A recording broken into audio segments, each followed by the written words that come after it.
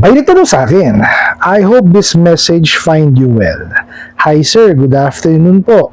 I'm seeking for advice and help po. Nag-loan po ako sa bugok na Ola, tapos one day overdue lang po ako. Popost daw po nila ID and face recognition ko para ipahiya ako. Pwede po ba yun? Magbabayad naman po ako. Kaso one day overdue pa lang po ay sobrang taas ng interest. Yung 2,700 po naging 5,400. Kaya nape-pressure din po ako kung saan kukunin ang pambayad sa interest. I hope you can help me sir through your advice kung ano po pwedeng gawin kasi grabe po sila magbanta. Nakaka-depress po. I hope you keep my name confidential sir. Thank you po. Alright. Napakagandang katanungan po nito pero bago natin siya sagutin, imbitahan ko muna sana kayo na pakisuportahan po sana ang aking mga social media accounts sa YouTube, Facebook, and TikTok. Ayan, tumira na naman sila. Okay? Naknong kamote. Well, ito po yung mga halimbawa ng mga pananakot po or pagbabanta na ginagawa po nila, no? Pero kaya ba talaga nilang gawin? Yun po ang katanungan po ninyo. Okay, sige po, himayin po natin yung inyong katanungan. Okay? Ang sabi nyo po is one day pa lang po kayo na delay or nag-overdue. Pero ang banta sa inyo, ipopost na daw po yung inyong ID and face recognition. Okay? Ang tanong nyo is kung kaya nilang gawin. Yes, kaya po. Okay? Unfortunately, yun po ang bitter truth kasi yun lang po talaga ang kaya nilang gawin. Okay? Ang mali nga ho dyan sa ginagawa ng mga bugok at abusadong online lending apps na yan is yung mga dokumento at mga requirements na ipinasa ninyo is gagamitin against you pag hindi ho kayo nakabayad sa takdang araw. No, kasi ho ang alam lang niya mga bugok na yan is ipahiya kayo. Yan ho ang lang yan alam gawin. No, kaya nga po ako lagi ko sinasabi sa inyo, 'di ba? Hangga't maaari wag kayong manghiram diyan sa mga yan. 'Di po ba kasi talagang puro depression lang, no? Tsaka sakit sa ulo ang idudulot nitong mga bugok na at abusadong online lending app sa inyo. Tignan niyo po ha, meron pa yan. Sabi nyo nga is magbabayad naman ho kayo, no? Kaso ho, yung 2,700, no, magiging 5,400 na sa loob ng isang araw. Nakita nyo po, 'di ba? Napakalaki nung ipinapatong po nila, no? Which is labag po 'yan dun sa ceiling on interest rate. Okay, ulitin po natin. Ang ceiling on interest rate po, no, ang nakasaad po doon, no, is lang yan, 15%. 1.5 po, no? 15% per month po ang kailangan lang po nilang idagdag kung ang hiniram nyo po is 10,000 pababa at hindi hulalagpas sa 4 months ang termino. Okay. Sigurado ho ito 7 araw. Yung 2.7 nyo, lumagpas lang kayo ng isang araw, naging 5.4 na. Oy, grabe naman. Na doble. 50%. Diba? Baka maliho ang dinig nila tsaka basa. Hindi ho 50. 1.5. Hindi ho 5.0. Sira ulo. Tsaka isang buwan po yun. O di po ba? So ano dinudulot sa inyo? Di ba? Sakit lamang po ng ulo. Depression. Emotional stress. Di po ba? Ulitin ko. Bakit ho kayo kasi nanghihiram sa mga yan? Di po ba? Sige po. Nandun na ako. Napakadali po. Napakadali talaga manghiram. Kaya lang, tingnan nyo naman. Sakit sa ulo, di po ba? O, ano ho ba ang payo ko sa inyo? Pagka kayo po manghihiram, doon po kayo sa mga traditional na lending, financing, bangko. Yes, I fully understand po. Talagang napakarami pong documentation at mahaba po ang proseso. Minsan inaabot pa po ng 7 araw. O minsan nga ho, inaabot ng buwan eh. Di po ba? Pero sigurado naman ho kayo. Bakit? Kasi ho, ini-evaluate ho nilang maigi. Kumbaga, sila lang mismo ang nagdi-decide kung karapat-dapat ba kayong bigyan kasi baka mamaya hindi pa ho kayo karapat-dapat bigyan. Hindi pa kayo handa sa obligasyon. Di po ba? Kaya ho may 5 C's of credit yung character, capacity, condition, capital, and collateral. Yung doon po nila binabase yun. Meron na po ba kayong kakayanan magbayad? Di po ba mentally, emotionally, handa na po ba tayo? Di po ba? Di kagaya nito mga abusadong online lending apps, nagbigay kayo ng pangalan, ng address, ID, tsaka yung cellphone number nyo, pagka-connected sa e-wallet, bibigyan na kayo niya, padadala na kayo ng pera. Ganun ho kabilis mangutang niya sa mga bugok na yan. O di po ba? O nakita nyo, isang araw lang ho kayo sumablay. O, yung 2.7 nyo, na doble, naging 5.4. Aba sobra-sobra naman ho yun. Hindi naman ho makatao yun. Di po ba? Gugustuhin nyo ho ba dun sa madaling nakakahiram, pero katakot-takot na problema ay dudulot sa inyo. Samantalang, kung dun kayo manghihiram, sa mahaba nga ang proseso, maraming documentation, pero sigurado naman ho kayo. Di ho ba?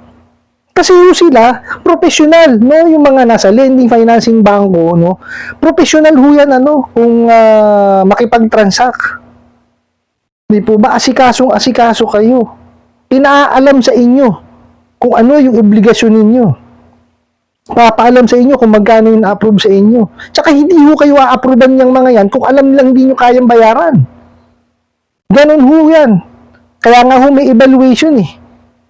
O, kaya nga po may credit committee. O, itong mga bugo na online lending apps na yan, ay wala naman siguro, baka wala nga hong credit yan. Naknan teting. O, credit committee pa. O, importante ho ang credit committee. Sila ho ang nag-evaluate niyan. O, hindi ho basta-basta yan. Naknan teting. Tignan nyo ho yung mga abusadong online lending apps na yan, ang pumapasok na application niya, napakarami. O, tignan nyo ho kung mamigay ng pera, ganun-ganun na lang. O, saan ho galing ang pera niyan?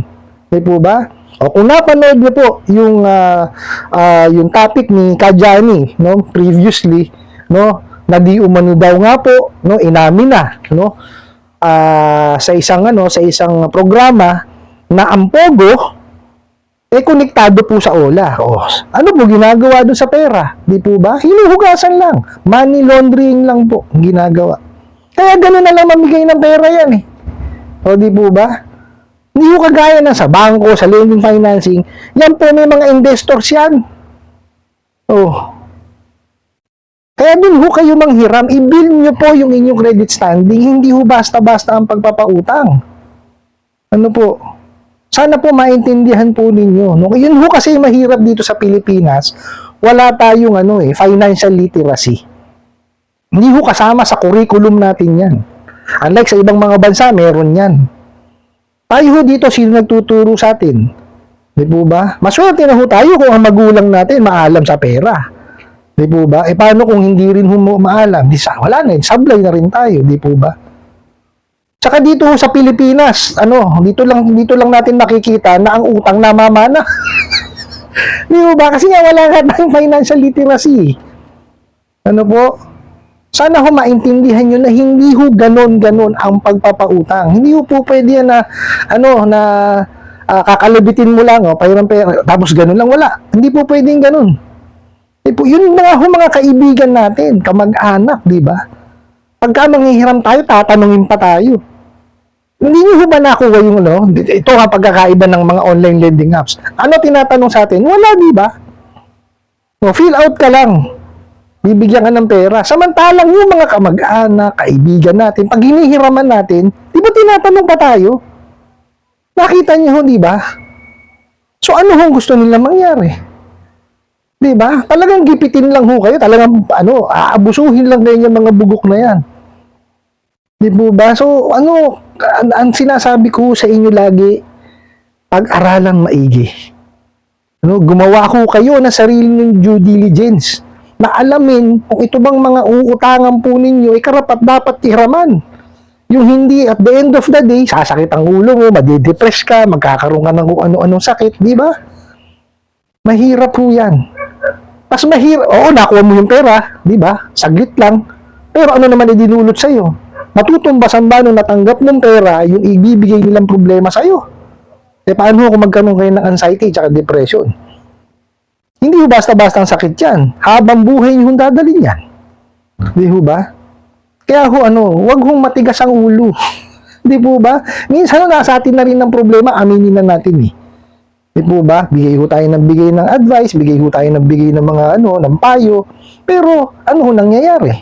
Di po ba? Naintindihan ko, ulitin ko. Nagigipit po lahat ng tao. Ako ho nagigipit din.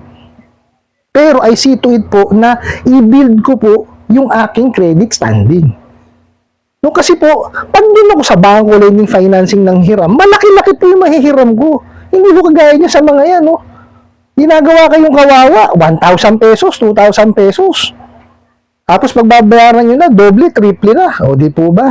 Pag di pa kayo nakabayad, abusuhin pa kayo. O yun ho ang mahirap dyan sa mga yan.